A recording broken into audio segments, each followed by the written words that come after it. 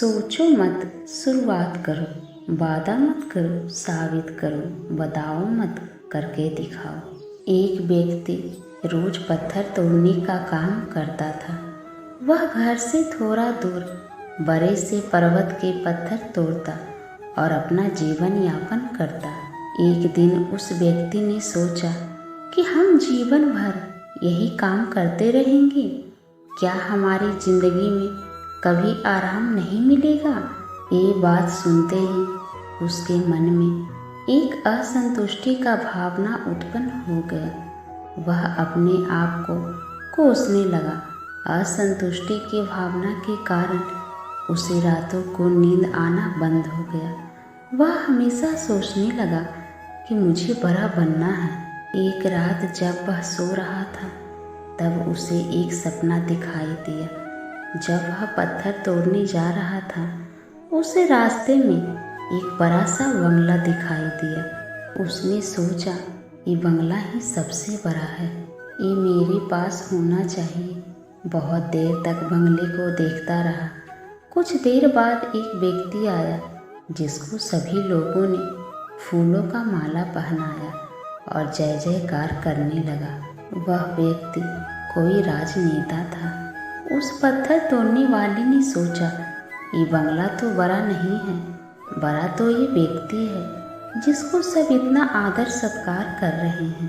अब वो पत्थर तोड़ने वाला व्यक्ति सोचने लगा कि नहीं, मुझे अब नेता बनना है।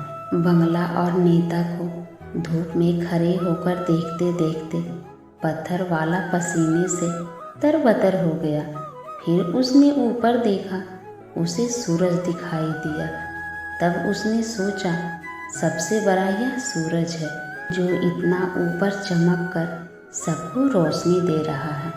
मुझे भी कितना पसीने से तरबतर कर दिया, मुझे तो अब सूरज बनना है। वह सूरज को देख ही रहा था तभी घना बादल आया और सूरज को ढक दिया।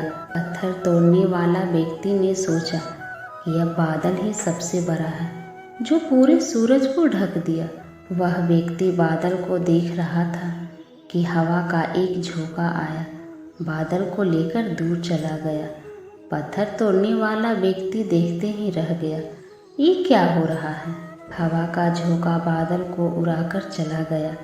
हमें तो हवा बनना चाहिए क्योंकि हवा सबसे बेहतर है, क्योंकि हवा सबसे ताकतवर है। ये बात वो पत्थर तोड़ने वाला व्यक्ति सोच ही रहा था। हवा एक पहाड़ से टकराया और हवा ने अपनी दिशा मोड़ ली और वो पहाड़ टस से मस नहीं हुआ। यानी पहाड़ में दम है, हमें तो पहाड़ बनना चाहिए, उस व्यक्ति ने सोचा। तभी वह व्यक्ति देखता है एक व्यक्ति आ रहा है, अपने हथौड़े से उस पहाड़ का टुकड़ा कर रहा है।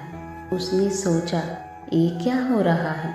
इतना बड़ा पहाड़ जो हवा के विशाल झोंकों को रास्ता बदलने के लिए मजबूर कर दिया और एक टस से मस नहीं हुआ, उसे एक छोटा सा व्यक्ति तोड़ रहा है।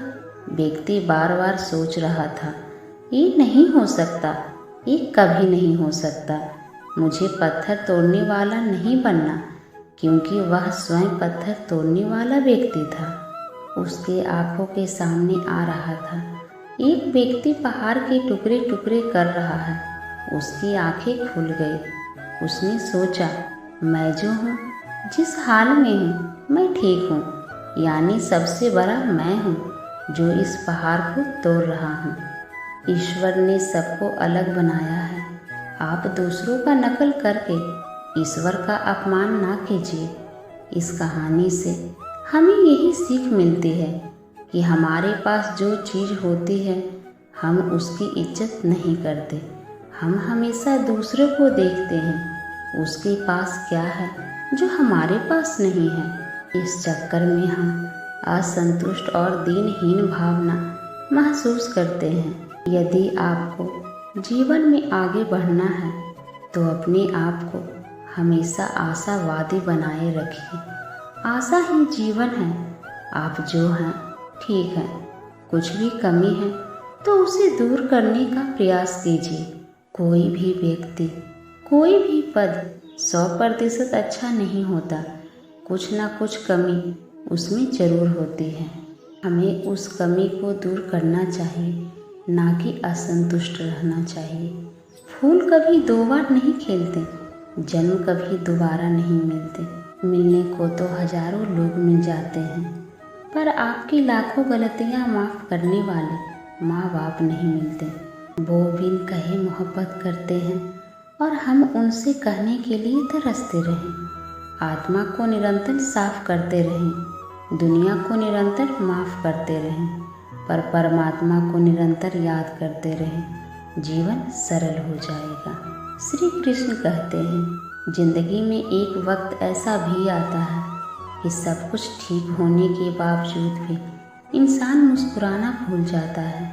लोग कहते हैं कि किसी एक के चले जाने से जिंदगी नहीं रुक जाती, मगर ये नहीं जानते लाखों के मिल जाने से भी उस एक की कमी पूरी नहीं होती। अपनी नज़र हमेशा उस चीज़ पर रखो जिसे तुम पाना चाहते हो, उस चीज़ पर नहीं जिसे तुम खो चुके हो। खुद से बहस करोगे तो सारे सवालों के जवाब मिल जाएंगे। अगर दूसरों से बहस करोगे तो नए सवाल खड़े हो जाएंगे। ज़िंदगी में इंतज़ार नहीं, कोशिश कीजिए, क्योंकि इंतज़ार करने वालों को उतना ही मिलता है जितना कोशिश करने वाले छोड़ देते हैं। मुश्किलें तो हर इंसान पर आती हैं, बस फ़र्क इतना है, कोई इन मुश्किलों के कारण निखर जाता है तो कोई बिखर जाता है।